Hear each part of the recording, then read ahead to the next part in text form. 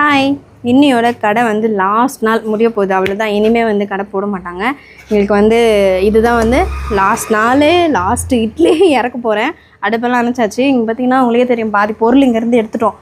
இன்றைக்கி ஒரு நாள் வந்து லாஸ்ட்டு போட்டுடலாம் அப்படின்றதுக்காக இன்றைக்கி போட்டு முடிச்சாச்சு. இதோட வந்து கடை ஓவர். இதுக்கப்புறம் கடை நடக்காது. அது நினைக்கும் போது கொஞ்சம் மனசு கஷ்டமாக இருக்குது. குழந்தைங்களுக்கு நான் சொன்னேன், நாலுலேருந்து இட்லி கடை இருக்காது, ஒரு சட்னி தான் போடுவேன், அட்லீஸ்ட் ஒரு சட்னி இல்லை ஒரு சாம்பார் தான் போடுவேன்னதுக்கு ஐயோ வடகறி இருக்காதா வடை இருக்காதான்னு கேட்டுனுக்குறாங்க. இவங்களுக்கு நான் வடை செஞ்சு சட்னி செஞ்சு சாம்பார் செஞ்சு கொடுக்குறதுக்குள்ளே போதும்னு இருக்குது. இதில் யாருக்கு ரொம்ப வருத்தம்னா எனக்கு தான் வருத்தம். ஏன்னா காலைல எழுந்து அவங்களுக்கு இப்போ லீவுன்றதுனால எதுவும் தெரியாது, ஒரு 6-7 மணிக்கு எழுந்தால் கூட செஞ்சிடலாம். ஆனால் ஸ்கூல் டைமில் டிஃபன் செய்யணும், லஞ்சு செய்யணும். ஐயோ அது நினச்சாலே ஏன்னா இந்த மே மாதம் முடியுது அப்படின்னு இருக்குது. ஸோ பார்க்கலாம், பரவாயில்ல. கொஞ்சம் என்ன இருந்தாலும் அவங்களுக்கு நம்ம ரெஸ்ட்டு கொடுத்தே ஆகணும். ரொம்ப முடியல அவங்களால. அதனால தான் சரி கொடுத்துருவோம். இதுக்கப்புறம் எப்படி இருந்தாலும் நம்ம தான் செஞ்சாகணும். அதுக்காக அப்போ காலங்காலமாக செஞ்சுருக்கிறவங்களாம் லஞ்சு டிஃபனு ஸ்நாக்ஸுன்னு செய்கிறவங்களாம் பாவம் இல்லை. அந்த மாதிரி அவங்கள நினச்சி நம்ம மோட்டிவேஷன் ஆகி போய்கிட்டே இருக்க வேண்டியது தான். ஸோ வந்து கொஞ்சம் மனசு கஷ்டமாக இருந்தாலும் நம்ம இது யதார்த்தத்தை ஏற்றுக்க தான் வேணும். சரியா? லாஸ்ட்டு வந்து இதில் நான் 2 இது தான் ஊற்றி வச்சுருக்கேன். ஏன்னா மாவு சுத்தமாக காலி. மாவு குண்டானே கழுவி கவுத்துட்டேன் நான். அது என்னவோ தெரில, இட்லி காலம் மூட போகணும் போது இட்லி இன்னும் நல்லா புசு 5 மணி வருது. அதை பார்க்கும்போது இன்னும் துக்கமாக இருக்கு. ஐயோ என்னடா இட்லி இவ்வளோ நல்லா வருது அப்படின்ட்டு. பொங்கல் செஞ்சு சாப்பிட்டதெல்லாம் வேறு. இதோட அவ்வளோதான். சாமான் வந்து கடை சாமான் கழுவுறது இதுதான் லாஸ்ட். இதுக்கப்புறம் கழுவ மாட்டோம். ஆல்ரெடி கழுவி முடிச்சிட்டேன். இப்போ வந்து லாஸ்ட்டாக இன்றைக்கி வந்து இட்லி பார்த்தாமல் பொங்கல் செஞ்சோம். அந்த குண்டான தான் இப்போ கழுவிட்டுருக்கேன்.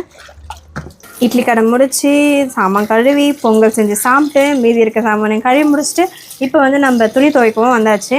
நிறைய பேர் வந்து கேட்ட கொஸ்டின் என்னென்னா, ஏன் கடையை மூடுறீங்க, நீங்கள் பண்ணக்கூடாதா, யாரையாவது ஆள் வச்சு பண்ணக்கூடாதா அப்படின்றது தான் கேள்வி இங்கே நிறையவே இருந்துச்சு. என்னென்னா ஃபஸ்ட்டு வந்து எனக்கு அந்த பக்குவம் வராது. அது ஒரு விஷயம், முக்கியமான விஷயமா இருக்கும். ஒருத்தர் நல்லா செஞ்சுட்டு அதை வந்து நம்ம செய்கிறன்ற பேரில் அதை கெடுக்க நான் விரும்பலை. அது ஒரு பாயிண்ட், மேஜர் பாயிண்ட்டு. ஏன் குக்கிங் வீடியோலாம் போடுறீங்க, இது தெரியாது அவங்களுக்குன்னு கேட்பீங்க. எனக்கு தெரியும். இருந்தாலும் அந்த அளவுக்கு அவ்வளோ செய்கிறதுக்கு அளவுக்கு எனக்கு அளவும் தெரியாது. அதை பண்ணுற அளவுக்கு எனக்கு பொறுமையே கிடையாது. ஆனால் அம்மா வந்து ரொம்ப வருஷமாக செய்கிறதுனால அவங்களுக்கு அது பழகிடுச்சு. அவங்க டக்குன்னு பார்க்காம கூட எடுத்து போடுவாங்க. ஆனால் என்னால் அப்படி பண்ண முடியாது. அதுதான். இன்னொன்று வந்து அவங்களுக்கு ரொம்ப வயசாயிடுச்சு. அவங்களால வந்து எதுவுமே செய்ய முடியாது. அவங்க தான் எப்படி இருந்தாலும் செஞ்சு கொடுக்கணும். அதெல்லாம் வந்து ரொம்ப கஷ்டமாக இருக்குமே. அதுவும் இல்லாமல் இன்னொரு பாயிண்ட் என்ன, குழந்தைங்க வந்து 7:45 ஸ்கூலுக்கு போய் ஆகணும். அவங்களும் நான் ரெடி பண்ணணும். அவங்களுக்கு லன்ச் ரெடி பண்ணணும், ஸ்நாக்ஸ் ரெடி பண்ணணும். ஸ்நாக்ஸ் வந்து நம்ம கடையிலேருந்து வாங்கி வைக்கிற ஜங்க் ஃபுட்டாக இருக்கக்கூடாது, ஃப்ரூட்ஸ் தான் இருக்கணும். நம்ம வந்து செஞ்சு கொடுக்குற ஸ்நாக்ஸாக இருக்கணும். இது வந்து டெய்லி நான் ஃப்ரூட்ஸே வைக்க முடியாது. டெய்லி ஏதாவது செஞ்சு கொடுக்கணும். ஸோ ஒரு நாள் விட்டு ஒரு நாளாவது செய்யணும். அதுக்கு வந்து எனக்கு டைம் ரொம்ப தேவைப்படும். அப்போ போய் நான் வந்து டிஃபன் கடை நான் பண்ணுற மாதிரி இருந்தால் என்னால் அதை பண்ண முடியாது. ஸோ வந்து இது எனக்கு 2வது பாயிண்ட்டு. இன்னொன்று வந்து ஆள் வச்சு பார்த்துக்கலாம்ல அப்படின்னு சொல்லிட்டு என்ன தான் நம்ம ஆள் வச்சாலும் நம்ம கடையில் நம்ம இருந்து செய்கிற மாதிரி ஒரு இது வராது. அதுதான் இங்கே ஒரு முக்கியமான விஷயம். ஏன்னா இப்போது அம்மா செய்யும்போது யாராவது கூட நம்ம எப்போவுமே வந்து ஒருத்தர் ஒரு வேலையை செய்கிறாங்கன்னா அவங்களுக்கு ஹெல்ப் இல்லாமல் செஞ்சாலே நல்லா செஞ்சுருவாங்க. ஹெல்ப் நான் பண்ணுறேன் நீ பண்ணுறேன்ட்டு ஆளுக்கு வந்து அதையும் வந்து டிஸ்டர்ப் பண்ணி செய்கிறவங்களும் வந்து டென்ஷன் ஆகி அது மாதிரி ஒரு விஷயம் வேணாம். எதுக்கு இதுக்கு மேலே என்ன பண்ண போகிறாங்க. நம்ம ரஜினி வந்து 7ஆம் எட்டில் வந்து 6-8லேயே நீ ஓய்வு எடுக்கணும்னு வர. ஆனால் 8 வரைக்கும் அவங்க வந்துட்டாங்க. ஸோ வந்து அவங்களுக்கு வேணாம், இனிமேல் ரெஸ்ட்டு தான் அப்படின்னு சொல்லிட்டு நாங்கள் வந்து ரெஸ்ட்டு கொடுக்க ஆரம்பிச்சிட்டோம். இதுதாங்க ரீசன். அதுக்கப்புறம் வந்து குழந்தைங்க ஸ்கூல் படிப்பு, இதுக்கப்புறம் அவங்க பெரிய பிள்ளை ஆகிறாங்க, பெரிய கிளாஸ் போகிறாங்க. அவங்களுக்கான படிப்புக்கு தேவையானலாம் நம்ம பார்க்கணும். அவங்கள வந்து அவங்க செஸ்ஸில் வந்து இன்ட்ரெஸ்ட்டாக இருக்காங்க. அதுக்கு நாங்கள் டோர்னமெண்ட் கூப்பிட்டு போகணும். அடிக்கடி டோர்னமெண்ட் போகிறோம். இப்போ கூட நாங்கள் 5 நாள் டோர்னமெண்ட் போயிருந்தோம். ஸோ வந்து இந்த மாதிரிலாம் நிறைய விஷயங்கள் இருக்கிறதுனால எங்களால் கண்டினியூ பண்ண முடியலன்றது தான் யதார்த்தமான உண்மை. ஓகேவா? இப்போ வரைக்கும் அதுதான் போயிட்டுருக்கு. வந்து துணி துவைச்சிட்டு இதை காய வச்சுட்டு இதுக்கு நடுவில் நான் வந்து என்னோடய யூடியூப் வேலையும் நான் பார்க்கணும். அதையும் நான் பார்த்துட்ருக்கேன். ஏன்னா எனக்கு அதுவும் வந்து ரொம்ப முக்கியம். இந்த வேலையெல்லாம் வீட்டு வேலையை முடிச்சுட்டு குழந்தைங்கள இம்பார்ட்டன்ட், அதாவது குழந்தைங்கள வந்து இந்த மே மாதம்லாம் டியூஷன் அனுப்பிட்டுருக்கேன். அந்த டியூஷன் போயிட்டுருக்காங்க. ஸோ வந்து டியூஷன் போயிட்டுருக்கும் போது அவங்க வந்து வீட்டுக்கு வரும்போது அவங்களுக்கு டிஃபன் ரெடியாக இருக்கணும். ஏன்னா 8 மணிக்கு வராங்க, அதனால அவங்களுக்கு டிஃபன் ரெடியாக இருக்கணும். அதையும் நான் பார்க்கணும். இந்த இடைப்பட்ட கேப்பில், அதாவது ஒரு 12 மணிலேருந்து ஒரு 3 மணி வரையும் தான் நாங்கள் ஃப்ரீயாக இருக்கோம். அந்த ஃப்ரீ டைம்லேயே வந்து நம்ம வேலையை பார்த்துக்கலாம் அப்படின்னு நாங்கள் முடிவு பண்ணிட்டோம். அதாவது என்னோடய யூடியூப் வேலையை பார்த்துக்கலாம் அப்படின்ட்டு. நம்ம வந்து ஹஸ்பண்டையும் எதுவும் சொல்ல முடியாது. ஏன்னா அவர் பாவம் வேலைக்கு போயிட்டு வர்றது வரைக்கும் ரொம்ப வந்து கஷ்டம். ஸோ வந்து அவருக்கும் ரொம்ப நம்ம ஸ்ட்ரெஸ் கொடுக்க வேணாம், முடிஞ்ச அளவுக்கு நம்மளே கற்றுக்கலான்னு சொல்லிட்டு இந்த ஹெட்டிங் போடுறது, தம்ப்லைன் போடுறது இதெல்லாம் நானே கற்றுக்கிட்டேன். என்னால் முடிஞ்ச அளவுக்கு நான் கற்றுக்கிட்டேன். அதான் கற்றுக்கிட்டதுனால கொஞ்சம் ஈஸியாக இருக்குது. இனிமேல் போக போக வந்து வீடியோ எடுக்கவும் கற்றுக்கணும், நிறைய விஷயங்களை கற்றுக்கணும் அப்படின்னு நான் நினைக்கிறேன். இதுக்கு முன்னாடி ரொம்ப நாள் முன்னாடி ஒரு விஷயம் சொல்லியிருப்போம், ஒரு சர்ப்ரைஸ் இருக்குது, ஹஸ்பண்ட் வந்து ஒரு விஷயம் நாங்கள் பண்ணிகிட்ருக்கோம், அது யாருக்கும் இது வரைக்கும் சொல்லலைன்னு. அதுக்கான நேரமும் கூடிய விரைவில் வரும்னு நினைக்கிறேன். அதையும் நாங்கள் சொல்கிறோம் என்னன்ட்டு. வேறு என்னங்க அடுத்து நம்ம நாங்கள் சொன்ன மாதிரி எங்கள் இட்லி கடை முடிய ஆரம்பிச்சிருச்சு.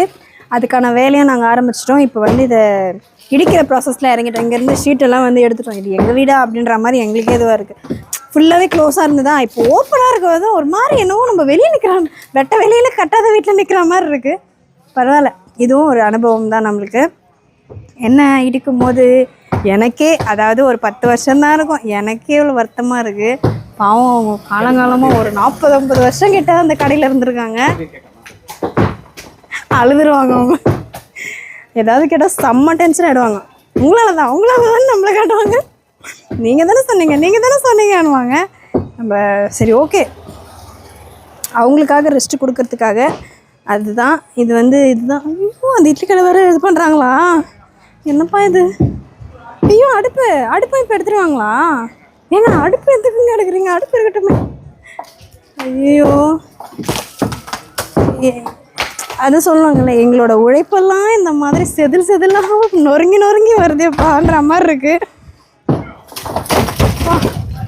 அவருக்கு என்ன கோவமோ, இந்த இட்லி கடை மேலே நல்லா வேகமாக உடைக்கிறாரு. கல் அப்படி பேத்தணும். இதில் என்ன தெரியுமா, எதனால் நாங்கள் இதை இடிக்கிறோன்னா, 2-3 டைம் வந்து உள்ளேயே கல் அப்படி பேத்துன்னு உள்ளே ஊந்துருச்சு. எண்ணெய் குண்டான்லாம் நசுங்கி போச்சு. அதோட சிலிண்டரில் வச்சுருக்கோம் அந்த மழை டைமில். அதனால் அது ரொம்ப ரிஸ்க் வேணான்னு சொல்லிட்டு இப்போ முன்னாடி அங்கே வர டேங்க் ஒன்று இருக்குல்ல, எடுத்துட்டாமல் பக்கத்து வீட்டில் வந்து உட்காருவோம்ல. அந்த வீடெல்லாம் கவர்மெண்ட்லாம் இடிச்சிட்டாங்கன்னா பக்கத்து வீட்டில் வந்து உட்காந்துக்க வேண்டியதாக இருக்குது. வீடெல்லாம் இருக்குது, நம்ம தான் இடிக்கணும். இருந்தாலும் வந்து ஒரு மனசு கஷ்டமாக இருக்குது, என்ன பண்ணுறதுனே தெரியல. ஓகே, ஆனால் இது அப்படியே மாறப்போகுது. நம்ம வந்து அவங்களுக்கு ரெஸ்ட்டு கொடுக்க போகிறதும் நம்மளோட வேலைக்காக வந்து நம்ம பண்ணுறோன்னும் போது ஓகே தான் அப்படின்னு தோணுது. இப்போ இது இடிச்சிட்டு எதிரில் வந்து நாங்கள் வேறு ஏதாவது கடை கட்டி விட்டுடலாம் அப்படின்னு பார்த்தோம். கடை கட்டின அடுத்த செகண்டு அவங்க இட்லி கடை போட்டுடலாமான்னு கேட்பாங்க. ஆனால் வேணாம், இதுக்கு மேலே அவங்கள ரொம்ப நம்ம இது பண்ண வேணான்னு விட்டுட்டோம். சரி ஓகேங்க, அடுத்தடுத்த வேலைகள் நடக்கும்போது நம்ம அடுத்தடுத்த வீடியோவை போடலாம், சரியா? அது வரைக்கும் நம்ம வீட்டுக்குள்ளே போயிடலாம். ஏன்னா மண் ரொம்ப பறக்குது. அதுவும் இல்லாமல் 4 குழந்தைங்களும் வேறு உள்ளே வச்சுருக்காங்க. எப்படி இருந்துச்சுன்னா, இதில் தான் உட்காந்து சாப்பிடுவாங்க. அதையும் வந்து இடிக்க போகிறாங்க. அது உள்ளே வந்து அது சும்மாவே உளுந்து என்ன சொல்லுவாங்களே, உளுத்து போயிருக்குதுன்ட்டு அந்த மாதிரி ஆயிடுச்சு அந்த பில்டிங். அதனால தான் அதை நாங்கள் பிரிச்சுட்டு வேறு கட்டலான்னு பாருங்கள். ஆனால் சொல்லும்போது இந்த வீட்டில் இந்த ரூமில் தான் நாங்கள் ஆதி காலத்தில் இருந்தோன்னு வேறு சொன்னாங்க. பாவம், அது உள்ளே இருந்தோன்னும் போது, இந்த வீடு கட்டும் போது இது உள்ளே தான் இருந்தாங்க. அதில் இருந்து மொத்த சாமான் இந்த வீட்டுக்குள்ள சின்னதில் போட்டுட்டு அப்படியும் இட்லி கடை போட்டாங்க. ஆனால் இப்போ அது இல்லைன்னும் போது அவங்களுக்கு தூக்கமே வரல. நான் என்ன சொன்னேன், அம்மா சாப்பிட்டீங்களா, கொஞ்ச நேரம் படுங்கம்மா, அதுக்குள்ளே முடிச்சிருவாங்க அப்படின்னா அவங்க தூங்கவே மாட்டேன்றாங்க. பார்த்துனே இருக்காங்க. ஐயோ செங்கல் போகுது, பார்த்து இதுன்றாங்க. அதில் ரொம்ப வேறு மாதிரி எமோஷனல் வந்துடும். பரவாயில்லையா, இரு உள்ளே போயிடலாமா? உள்ளே போயிடு அம்மா, அந்த ரூம் இடிக்கிறாங்க. உங்களுக்கு என்ன தோணுது? ஏம்மா, என்னோட வாழ்க்கையே அதுலேருந்து ஆரம்பிச்சுட்டு தான். நல்லது கெட்டது 10 ரூபா வந்தது, ஒரு மக்களை காப்பாற்றுனது, ஒரு குடும்பத்தை தள்ளி வந்து 4 ரூபா பிள்ளைங்களுக்கு செலவு பண்ணது, ஒரு வீடு கட்டினது, எல்லாமே அந்த ரூம்லேருந்து தான் எல்லாமே நான் மேன்மையானேன். புரியுதா? இப்போ வந்து அது இடிக்கிறேன்னா மனசுக்கு அவ்வளோ கஷ்டமாக இருக்குது. இட்லி கடை போடலே நான் குழந்தைங்க வருமே, அதில் பச்சை பசங்க போகுது, மழை பெய்யுது, தன்னாலே அது கொட்டுது. இடிச்சு பார்த்துல தொழில் படித்தேன். அந்த தொழிலால் தான் நான் இந்த அளவுக்கு நான் பிள்ளைகளை கற்றேன். 10 வருஷமாக குழந்தைங்க இல்லாத இருந்தது. அதில் பிள்ளைகளை பெற்றா அதில் குழந்தை குட்டி எல்லாத்தையும் நல்லது கெட்டது எல்லாத்தையுமே அதுலேருந்து தான் பார்த்தேன். 4 ரூபா சம்பாதிச்சா கூட 4 ரூபா 10 ரூபா செலவு பண்ணிட்டு 20 ரூபா மிச்சம் பண்ணுவேன். அதுலேருந்து ஏதோ இந்த அளவுக்கு நான் இந்த அளவில் வந்து நிற்கிறேன். இப்போ அதோட அவசியம் முடிஞ்சு போன கதையாக போச்சு. என்னோட ஆசை அப்படிலாம் இல்லை. அது இடிச்சிட்டு மறுபடியும் புது ஆயுசு நம்ம கொடுக்க போகிறோம். அது ரொம்ப ஓடுது இல்லை, அதை நம்ம கட்ட போகிறோம், அவ்வளோதான், வேறு எதுவும் இல்லை. எல்லோரும் எனக்கு எப்படி இருக்கும்னா, பின்ன நான் வந்து 10 வருஷம் ஆயிடுச்சு. அதை இடிக்கும் போது மனசு கஷ்டமாக தான் இருக்கும். இப்போ தான் இங்கே நம்ம சமைக்க ஆரம்பித்தோம். அதுக்கு முன்னாடி வீட்டுக்கு சமைக்கிறதும் அங்கே தான் செய்ய ஆரம்பித்தோம். சாமி கும்பிட்றதுக்கு எல்லாத்துக்குமே அங்கே செஞ்சு தான் எடுத்துகிட்டு வருவோம் மேலே. அது பின்ன கொஞ்சம் கஷ்டமாக தான் இருக்கும். இதே இடிச்சிடுவீங்களா? உட்கார்றது அந்த இது? ஐயோ, அவ்வளோதான், ஃபைனலாக இது இங்கே உட்காந்து இதோட முடிக்க போகிறோம். இங்கே தான் உட்காந்து சாப்பிடுவோம். இப்படி உட்காந்துப்பாங்க, சாப்பிடுவாங்க, வச்சுப்பாங்க, அங்கே உட்காருவாங்க. இப்போ எதுவுமே இல்லாமல் போகுது. கொஞ்சம் வருத்தமாக தான் இருக்குது. சரி, பரவாயில்ல, அடுத்த வாட்டி நம்ம புது கடையோடு பார்க்கலாம். ஓகேவா?